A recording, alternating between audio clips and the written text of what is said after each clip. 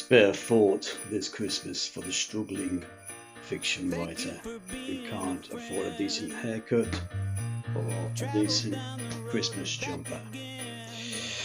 This is the time of year when those struggling writers are trying to get people to buy our books, but what's happening is a lot of people are pirating copies of our books and we are making that much money. So this is my plea to all you readers of horror fiction. For Christmas this year, if you could at least try to download one of my books or buy me a paperback or hardback, that would be greatly appreciated. And hopefully next Christmas, I will be able to have a decent haircut and a quality Christmas jumper to show you all. This goes out to all you fans of the James Herbert's Killer Rats books. I've written my own called the STARS Project.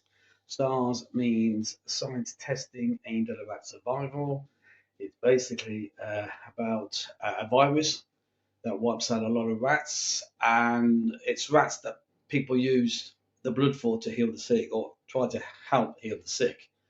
But what happens is the latest bunch of experimenting on rats go a bit crazy and they escape the lab and go on a killing spree in this town.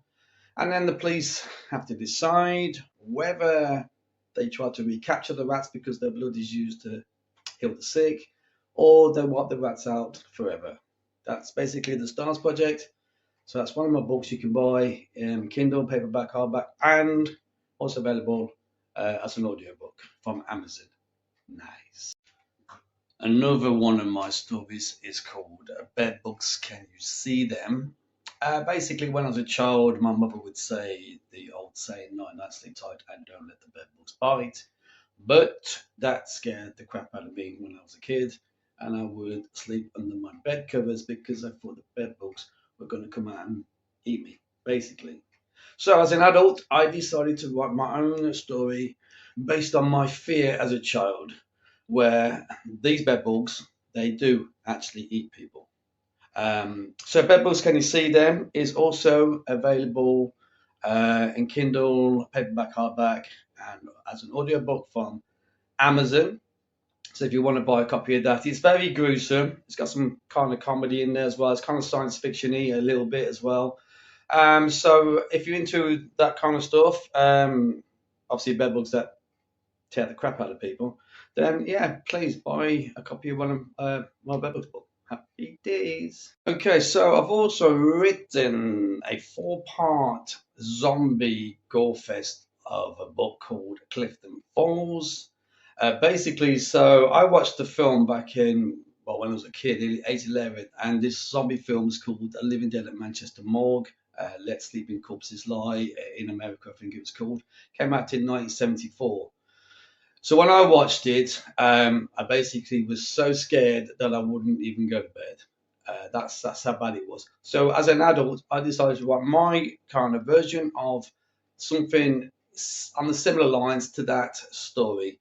Mine is about a chemical fertilizer that's been used on the farm in this small town.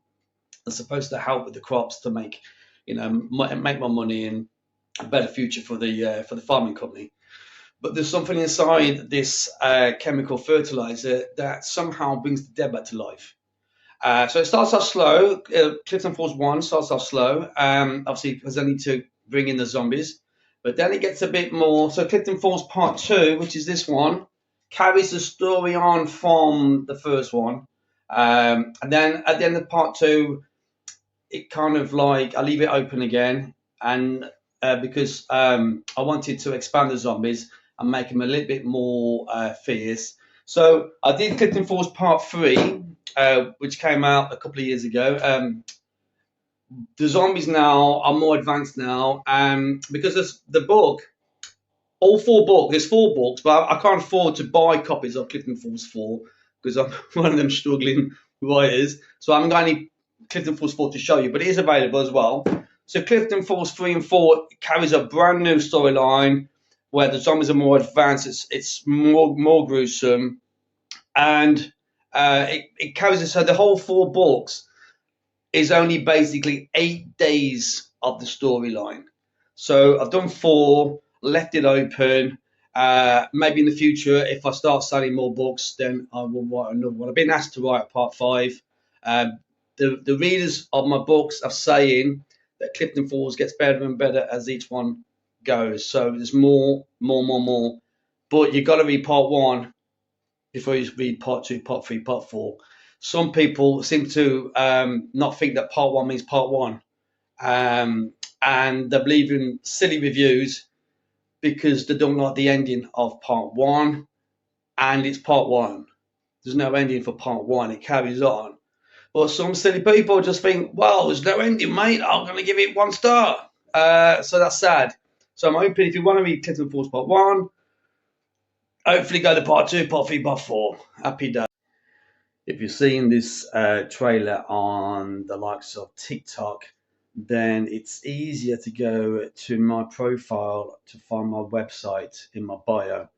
Click on my website, my homepage will come up, and you'll see the covers for my books, and just above the covers is a link to Amazon, which will show you all my books that's for sale. It's a lot easier to get them.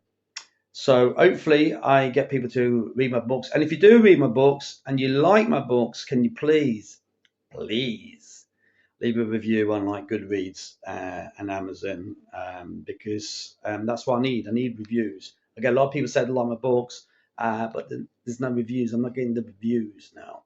Anyway, Merry Christmas and a Happy New Year for 2026. I hope it's a good one for you.